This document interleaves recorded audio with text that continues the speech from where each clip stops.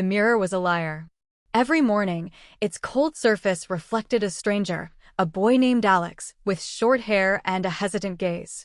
But deep inside, where the world couldn't see, Alex knew that reflection was a cruel distortion, a false image imposed by a world that refused to see the truth.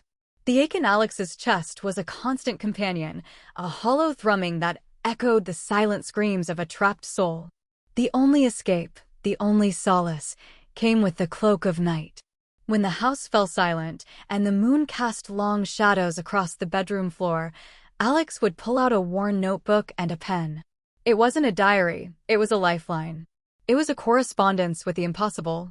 Dear future self, I hope you're smiling. I hope you finally look like the girl I've always dreamed of being. Today, I wore another boy's shirt, and it felt like a costume, heavy and ill-fitting. Every step, every word felt like a performance. The exhaustion of pretending to be someone I'm not is crushing. I long to grow my hair long, to wear dresses, to simply be myself without fear. Perhaps this is foolish, but writing to you makes me feel so much less alone. As if there's someone out there, somewhere, who understands this ache. I wonder, do you ever feel the terror I do now? The fear of rejection, of judgment, of simply not being enough, or worse, being too much of what they don't expect. I pray you're strong enough to have navigated it all. With all my whispered hopes. Alex of the Now. Alex folded the page carefully, a fragile confession, and tucked it into a secret compartment in the desk drawer. A silly ritual, perhaps. Yet it brought an odd sense of peace, a tiny spark of hope in the suffocating darkness. It was a secret world built of words, a sanctuary where Alex's true self could, for a fleeting moment, exist. But then, one ordinary Tuesday morning, the impossible happened. Alex found a reply. Alex's hands trembled, heart hammering against ribs, when the reply appeared. It wasn't just the shock, it was the sheer, undeniable reality of it. Nestled among Alex's own neatly folded letters was a new one, its edges soft, its presence radiating an inexplicable warmth. The handwriting was exquisitely different, a delicate, flowing script, undeniably feminine, almost as if penned by a whisper. And with it, a faint, almost imperceptible scent that clung to the paper, light and ethereal, lavender. It couldn't be. It was impossible. Yet, there it was. Dear Alex, I'm real. I've always been here, waiting. Every tear you've shed, every silent wish you've made, I felt them. I am not a dream, nor a figment of your imagination. I am the echo of your truest heart, the promise whispered in the quietest corners of your soul. One day, very soon, I'll step out of these shadows, and you will not only see me, but become me. Hold on, Alex. Your journey is almost complete. With the certainty of dawn. Your true self. The words blurred through Alex's tears. This wasn't a cruel prank. The intimate knowledge, the sheer resonance of the message, spoke to a truth deeper than logic. It felt like coming home. From that morning forward, a new routine began. Every letter Alex wrote, pouring out the fears, the longings, the hidden dreams, was met with a reply. These new letters, always accompanied by that subtle, calming scent of lavender, painted vivid pictures of a life Alex only dared to dream of. They spoke of the warmth of sunlight on long, flowing hair, the simple joy of laughter unburdened by pretense, the sweet, intoxicating relief of being addressed with she and her. Each response was a gentle affirmation, a loving confirmation that the future wasn't just a fantasy, but an inevitable dawn. And with each letter, something began to shift. Imperceptibly at first, then more undeniably, the letters, once a secret solace, had become a pulsating lifeline. Each morning, finding a new missive nestled amongst Alex's own scribbled hopes, was like unearthing a hidden treasure. The delicate script, always accompanied by that faint, comforting whisper of lavender, spoke of a future so vivid, so real, it began to eclipse the muted reality of the present. These weren't just words on paper, they were prophecies, gentle assurances whispered across time and space, designed to fortify a soul on the brink of profound change. The letters painted a mosaic of a life Alex only dared to dream of, a life as her. They described the sensation of long hair cascading down her back, catching the sunlight like spun gold, a stark contrast to the short, utilitarian cut Alex currently bore. They spoke of the unburdened joy of laughter that didn't feel like a performance, of a voice that was soft and melodious rather than a forced, lower register. They described the profound relief of being called she, a simple pronoun that resonated with the deepest core of her being, a melody long unheard. These narratives weren't just descriptions, they were invitations, blueprints for an existence that was slowly, miraculously manifesting. And with each passing day, the impossible began its slow, deliberate work.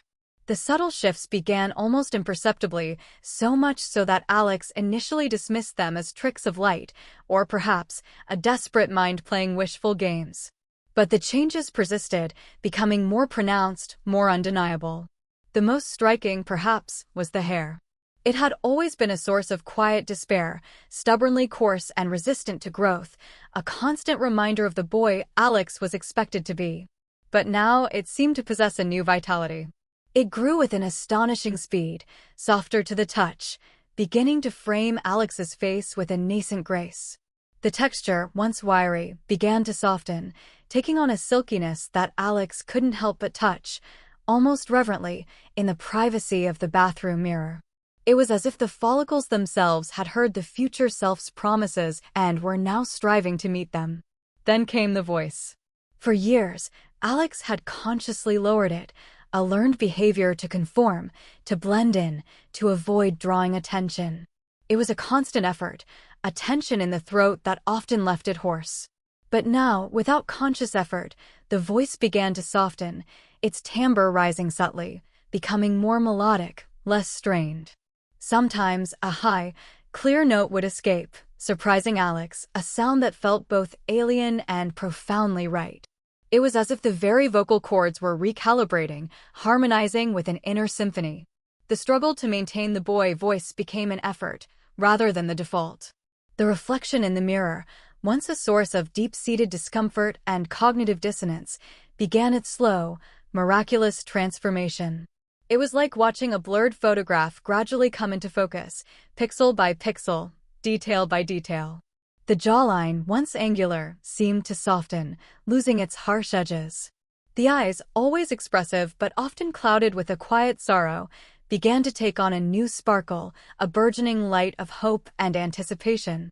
The skin, always a bit rough, became smoother, a delicate flush sometimes appearing on the cheeks, hinting at a feminine softness. Alex would spend long moments in front of the mirror, tracing the new contours, observing the subtle metamorphosis with a mixture of awe and trepidation. Each change, however small, was a tangible piece of evidence, a proof that the letters weren't a delusion, but a profound reality. The boy Alex was slowly, gently being shed, like a chrysalis giving way to a butterfly.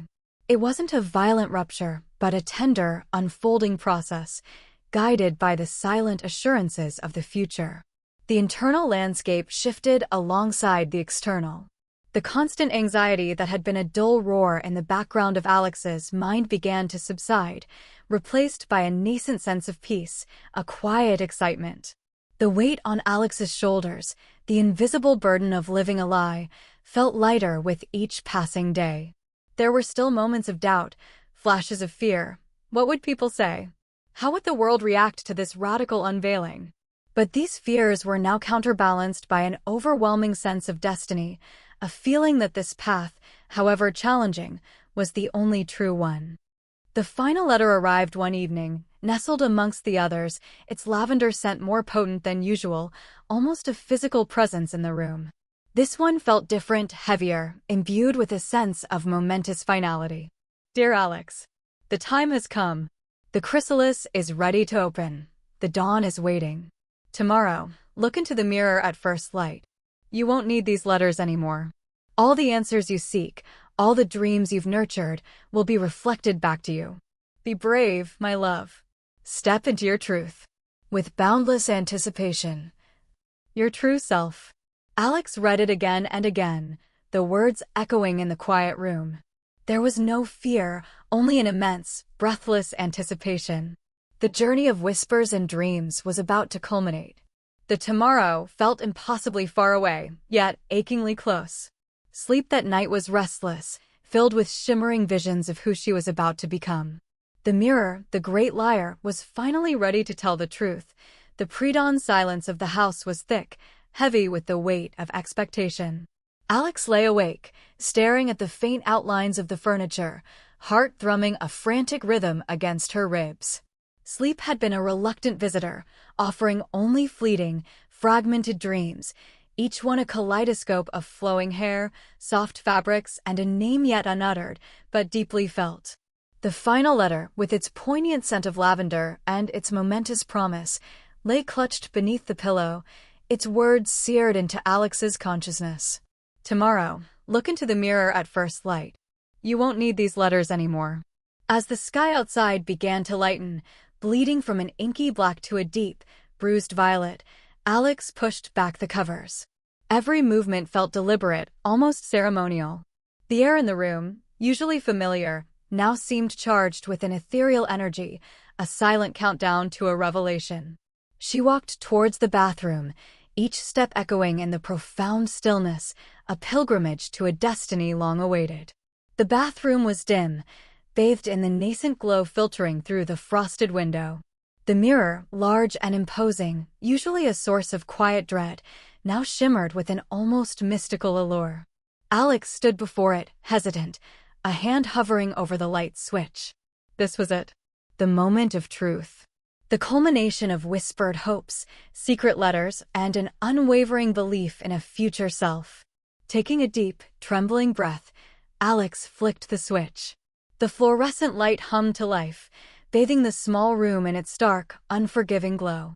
Alex squeezed her eyes shut for a moment, postponing the inevitable, savoring the last lingering breath of the before. Then, slowly, cautiously, she opened them. And there she was.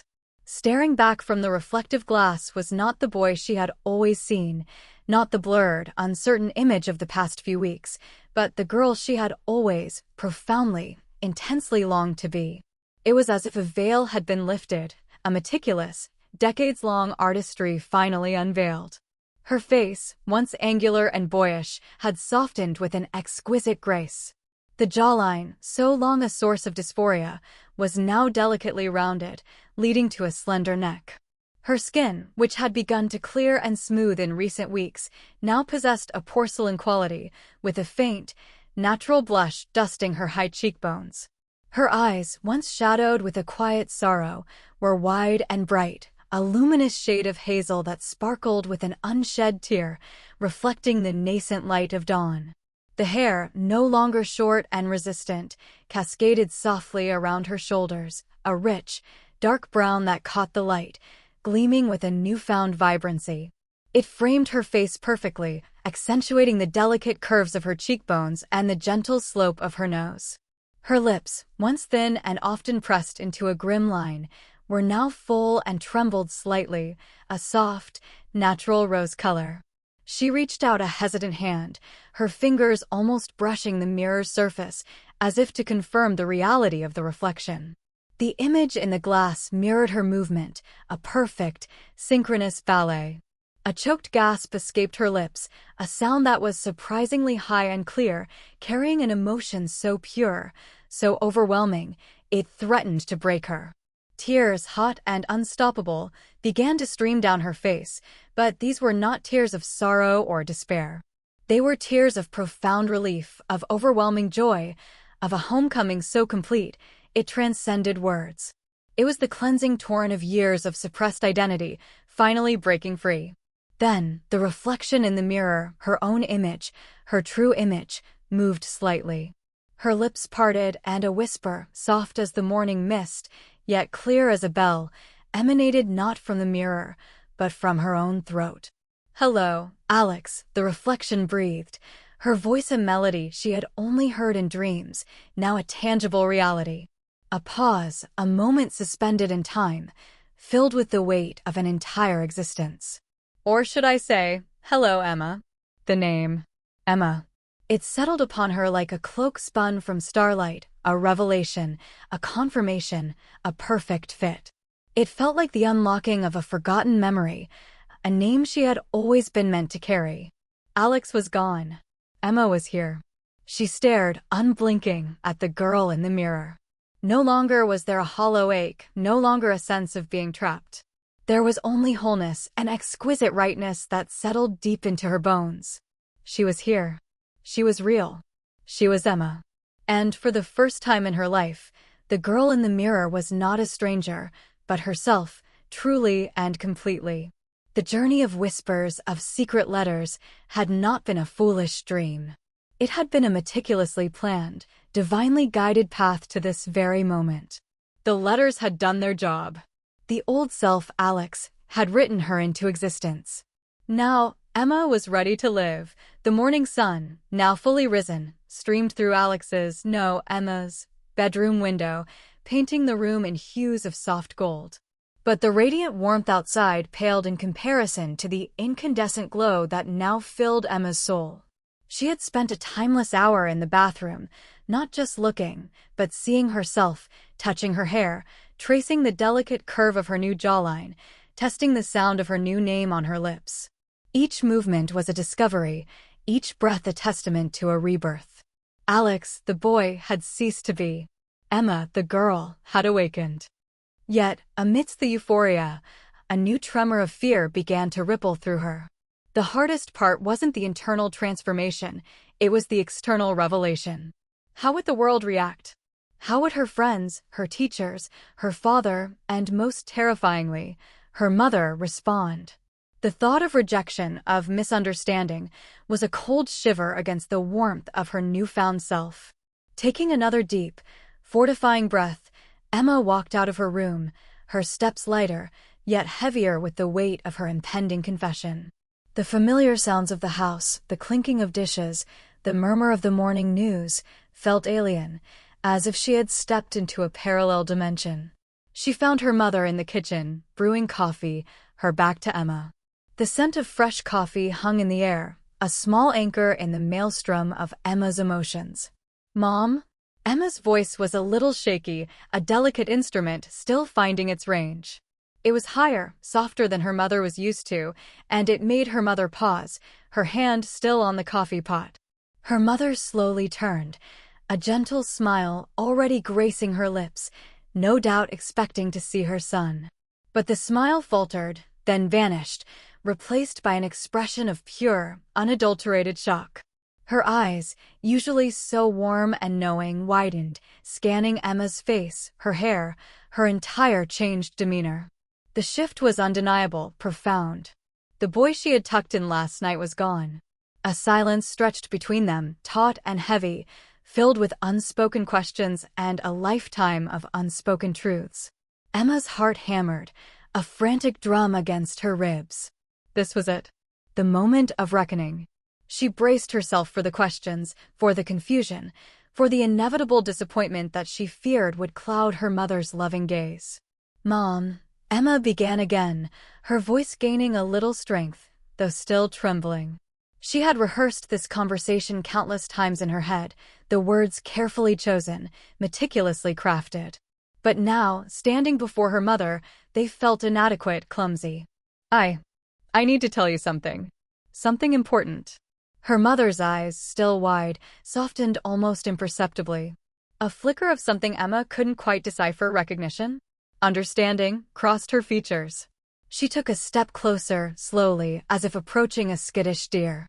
"Alex," her mother said, her voice a little hushed, almost a whisper, testing the name. Then she paused, her gaze sweeping over Emma's face once more, a deep, searching look that seemed to peel back layers, seeing beyond the superficial. A single tear escaped her mother's eye, tracing a path down her cheek. Emma's breath hitched. She expected anger, confusion, rejection. But what she saw in her mother's eyes was something else entirely, a profound, aching sorrow, and then, slowly, a blossoming of pure, unconditional love. "My darling," her mother whispered, her voice thick with emotion, stepping forward fully now. "My sweet, brave child." She reached out, her hands gently cupping Emma's newly softened cheeks, her thumbs brushing away the tears that had begun to stream down Emma's face once more. "I don't see my son standing here anymore." Emma's breath caught in her throat. This was it. The moment of truth. Her mother's voice broke, filled with an overwhelming tenderness. "I see my daughter. At last." With those words, a dam burst within Emma.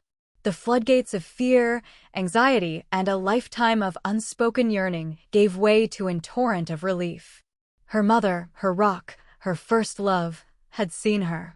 Not the boy the world expected, but the girl she truly was.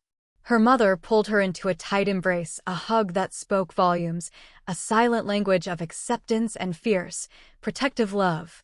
Emma buried her face in her mother's shoulder, inhaling the familiar scent of her home, of safety, of belonging.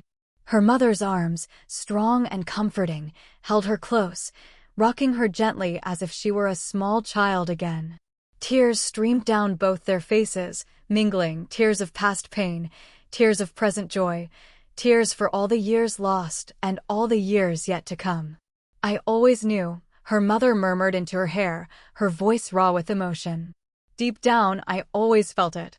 There was always a part of you that felt unspoken, unseen.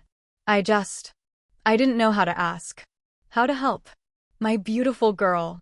That night, Emma cried herself to sleep this time, not from the familiar ache of sorrow or the crushing weight of hidden identity, but from the profound, soul-deep relief of being truly seen, truly loved, truly accepted. For the first time in her life, she wasn't fighting alone. The universe, it seemed, had begun to align. The days following Emma's revelation to her mother were a strange tapestry woven with threads of profound joy and gnawing apprehension. The house, once a silent witness to her internal struggles, now resonated with an open, tender acceptance. Her mother, whose initial shock had quickly melted into an unwavering embrace, became her fierce advocate, her quiet champion.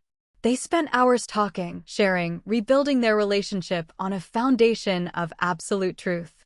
Emma finally felt a lightness in her spirit, a freedom she hadn't known was possible within the safe confines of her home. But the world outside awaited, vast and unpredictable. The school was a looming presence, a microcosm of society's expectations and prejudices. Returning to its familiar hallways felt like stepping onto a stage, knowing every eye would be on her, every whisper about her. The thought sent cold tendrils of fear snaking through her stomach, even as the warmth of her mother's acceptance fortified her resolve. The morning she walked back into school, dressed in clothes that finally felt right, a flowing skirt, a soft blouse, her hair gently brushed and falling around her shoulders, was a crucible. The air in the hallways, usually a cacophony of adolescent chatter, seemed to quiet as she passed. Heads turned. Conversations died mid-sentence. Eyes, 100 curious, confused, and sometimes hostile pairs, followed her every step. Whispers, like dry leaves skittering across pavement, began to rise around her.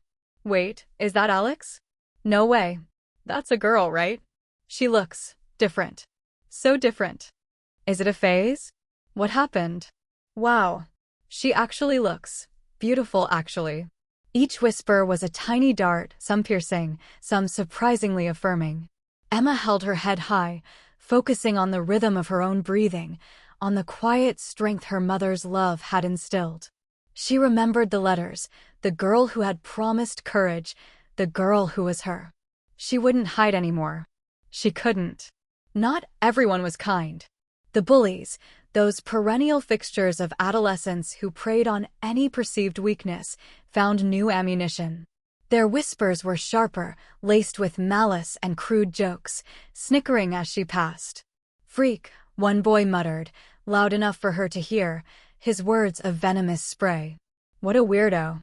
Emma felt a pang, a familiar ache of hurt, but it was fleeting. She kept walking, her gaze fixed straight ahead, refusing to give them the satisfaction of seeing her flinch.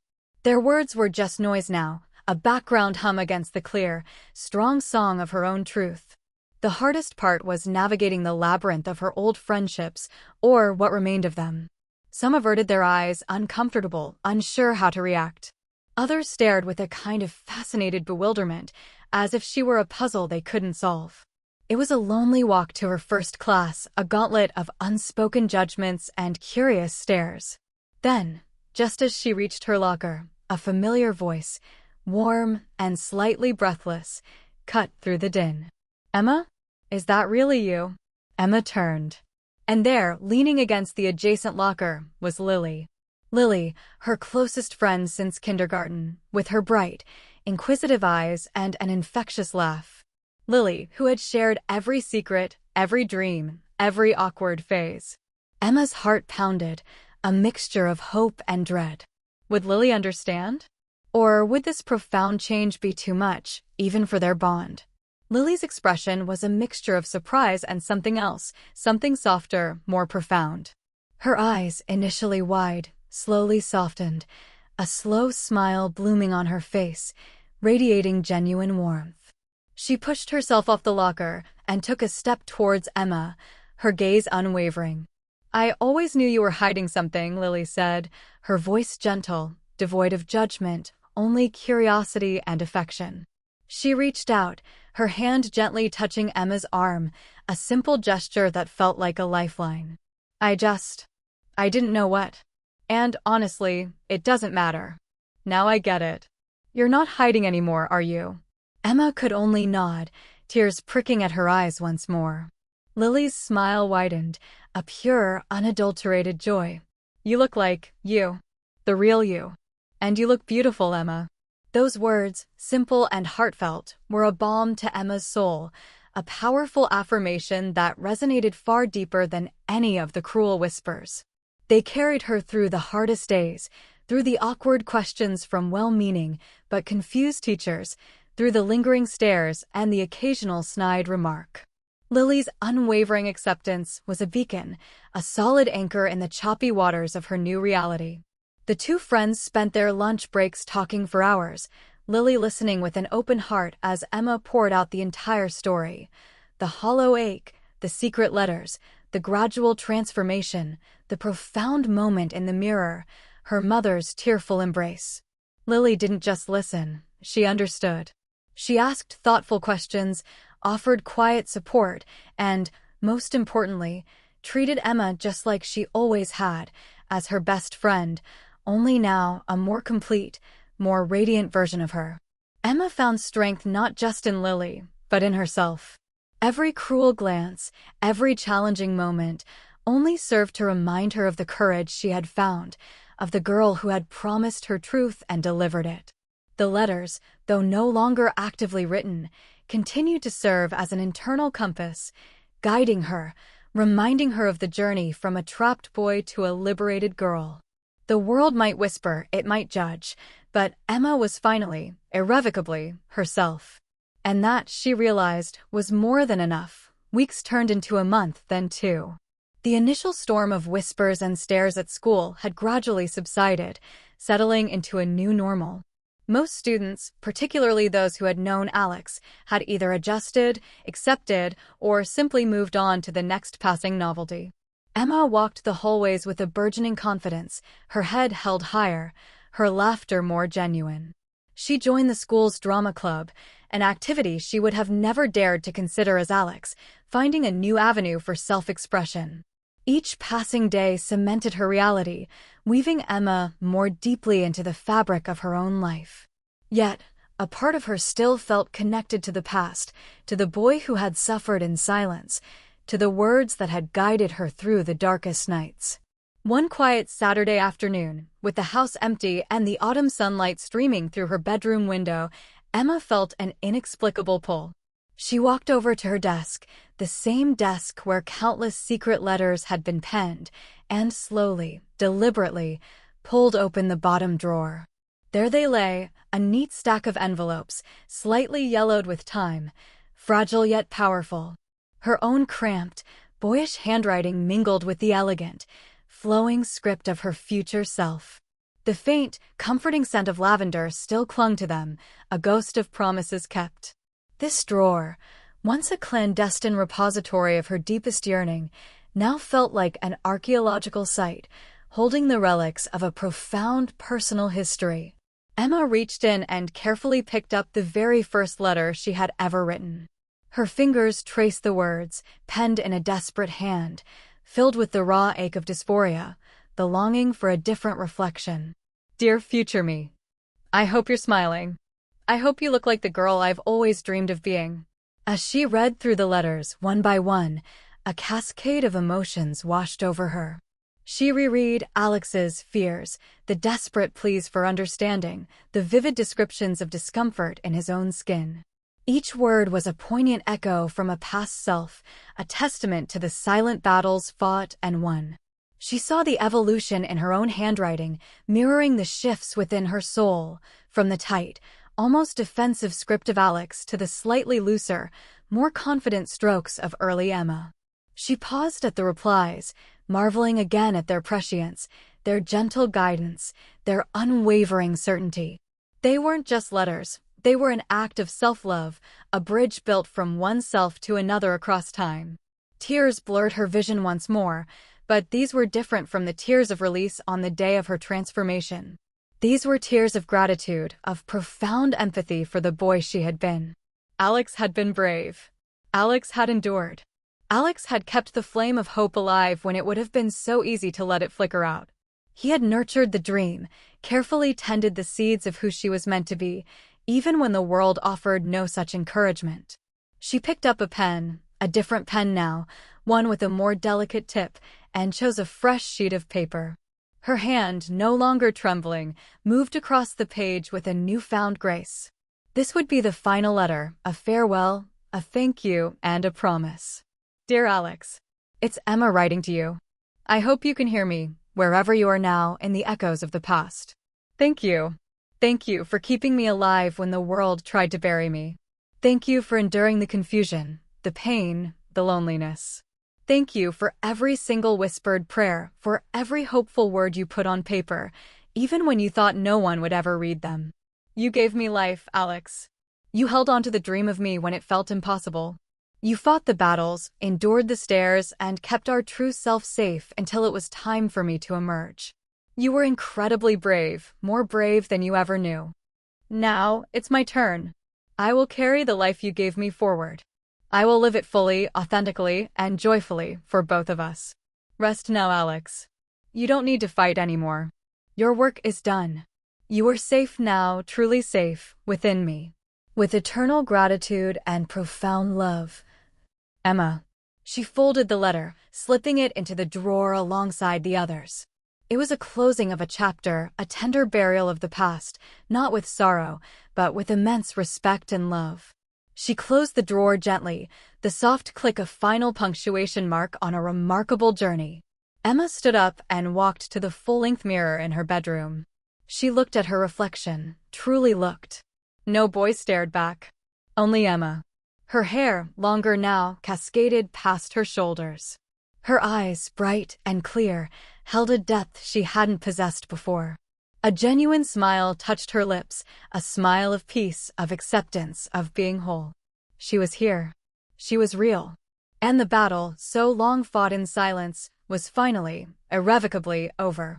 The future, unwritten and vibrant, stretched out before her, a landscape of endless possibilities. Life, for Emma, had taken on a vibrant hue she had never thought possible. The quiet solitude of her past had given way to a world bustling with new experiences and genuine connections. Her friendship with Lily deepened, becoming a sanctuary of understanding and shared laughter. With her mother's unwavering support, Emma found the courage to embrace activities she had once only dreamed of. The drama club, initially a daunting venture, became a stage for her newfound voice, a place where she could embody characters and express emotions without the underlying fear of revealing too much of herself. It was in her elective art class, however, that Emma found an unexpected new thread in the tapestry of her life. The art room was a haven of quiet creativity, filled with the faint, comforting smells of turpentine and clay. Emma, with a renewed sense of self, found solace and joy in sketching, translating the beauty she now saw in the world onto paper. One crisp autumn afternoon, The low hum of conversation and the soft scratching of pencils filled the room. Emma was engrossed in a charcoal study of a still life, lost in the interplay of light and shadow, when she became aware of a presence beside her. She glanced up, her eyes meeting those of the quiet boy who sat at the easel next to hers. His name was Daniel. Daniel was an enigma. He was often lost in his own world, his brow furrowed in concentration as he meticulously rendered landscapes or portraits. He had a mop of unruly brown hair that constantly fell into his eyes and a quiet, thoughtful demeanor that belied a keen observational eye. Emma had noticed him before, primarily for his talent and his habit of sketching in the margins of his well-worn notebook, seemingly oblivious to the bustling classroom around him. He spoke little, but when he did, his words were insightful, often punctuated by a shy, disarming smile.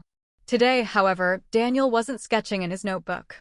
His gaze was directed not at the still life, but subtly towards her. Her cheeks flushed a warm pink as she realized what he was doing. On the large sheet of paper on his easel, beneath the beginnings of a complex oil painting, was a light pencil sketch. A portrait of her. It wasn't a blatant stare, but an artist's focused observation, capturing the angle of her head, the curve of her smile as she concentrated, the way her hair framed her face. He hadn't noticed her looking, so engrossed was he in his work. Emma's heart gave a little flutter, a sensation both surprising and exhilarating. She felt a blush creeping up her neck. This was different from the stares in the hallway. This was not curiosity, not judgment, but something else entirely. She cleared her throat softly. Daniel started, his head snapping up, his face coloring immediately. He looked like a deer caught in headlights, his eyes wide with embarrassment. He quickly tried to obscure his drawing with his arm, but it was too late. You're drawing me?" Emma asked, her voice a little breathless, a mix of awkwardness and a strange, budding pleasure. He stammered, his cheeks a deeper shade of crimson. I'm so sorry, Emma. I didn't mean to. You looked happy. Really happy. And the light was hitting your hair just right. I wanted to capture that." His voice was soft, earnest, and completely devoid of malice or mockery. For the first time since her transition, Emma felt seen not as a curiosity, not as gossip fodder, not as another, but simply as a girl. As herself. And more than that, she felt seen as beautiful in a way that resonated deeply within her. It was a powerful, affirming experience, a quiet acknowledgement of her true self from an unexpected source. They began to talk after that, shyly at first, then with growing ease. Conversations about art led to discussions about music, books, and dreams. Daniel was a surprisingly good listener, his thoughtful questions often drawing out aspects of herself Emma hadn't known she wanted to share. They discovered a shared love for old films and the way rain smelled after a long dry spell. They walked home together after art class, the autumn leaves crunching underfoot, their laughter echoing softly in the crisp air. Emma found herself looking forward to art class with an eager anticipation that had nothing to do with charcoal or canvas. One late afternoon, as they reached her doorstep, Daniel lingered, his hands shoved deep into his pockets. He seemed to be wrestling with something, his gaze fixed on the ground. Then, with a sudden burst of courage, he pulled out a folded note from his pocket and pressed it into her hand. His cheeks were flushed again, and he quickly mumbled a goodbye before practically fleeing down the street. Emma stared at the folded paper, her heart thrumming a quick, excited rhythm against her ribs. It wasn't a sketch this time. It was words. She carefully unfolded it. To Emma. "You remind me of spring after winter, soft, unexpected, and full of life. You have a light about you now, a quiet strength that makes everything around you seem a little brighter. I hope I get to keep watching you bloom. D." Emma clutched the note to her chest, a wide, genuine smile spreading across her face. The words were simple, yet profound, touching a part of her soul that had only recently dared to open. She realized with a sudden, exhilarating clarity that she no longer needed to write letters to her future self. She no longer needed to imagine a life of acceptance, friendship, and love. Because her future, vibrant and full of promise, had already begun. It was unfolding around her in the warmth of Lily's friendship, in her mother's embrace, and now in the shy, hopeful words of a boy named Daniel.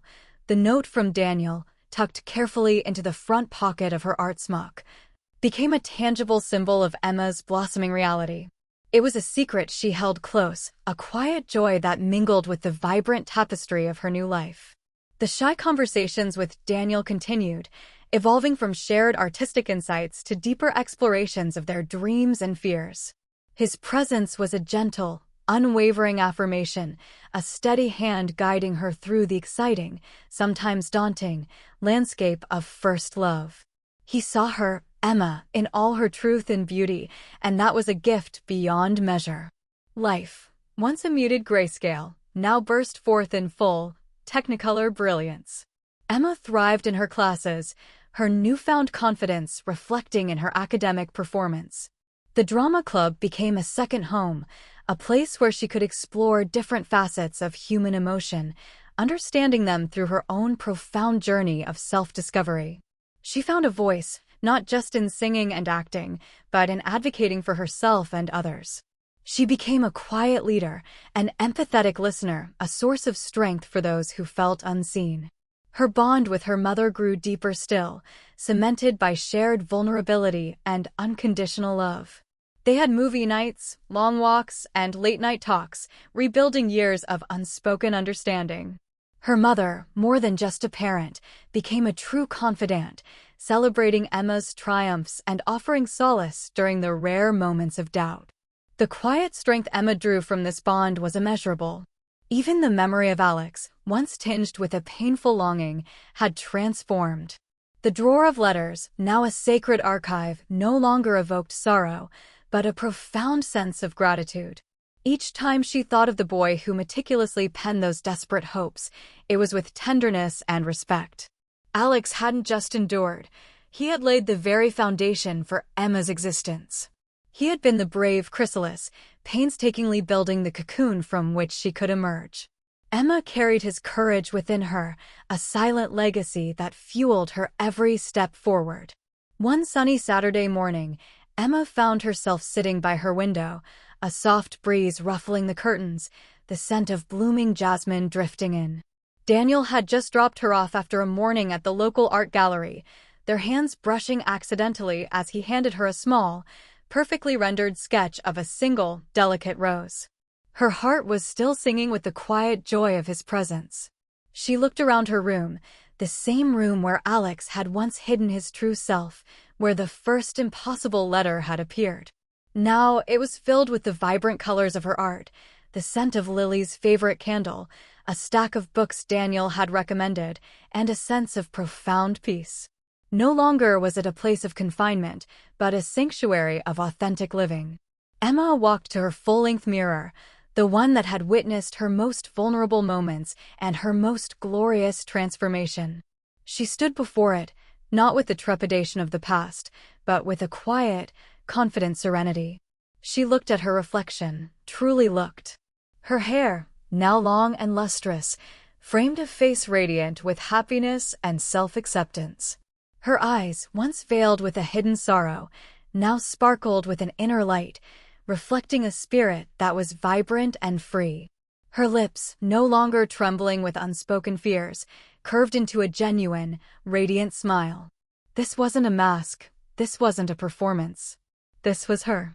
From lonely letters written in the quiet dark, filled with the desperate yearning of a soul trapped between worlds, to a life brimming with acceptance, deep friendship, and the sweet, unexpected bloom of first love, Emma had crossed the bridge. She had traversed the vast, challenging chasm from who she was perceived to be, to who she was always, profoundly, beautifully meant to be. And when she looked in the mirror now, she no longer whispered, "Someday." She simply smiled, a quiet, powerful declaration that echoed the deepest truth of her being. I am here. The journey had been long, fraught with uncertainty and quiet suffering, but it had led her to this moment, a life fully lived, a self fully realized, a future shining with endless possibilities. Emma was not just surviving, she was thriving, blooming, and truly, unequivocally alive.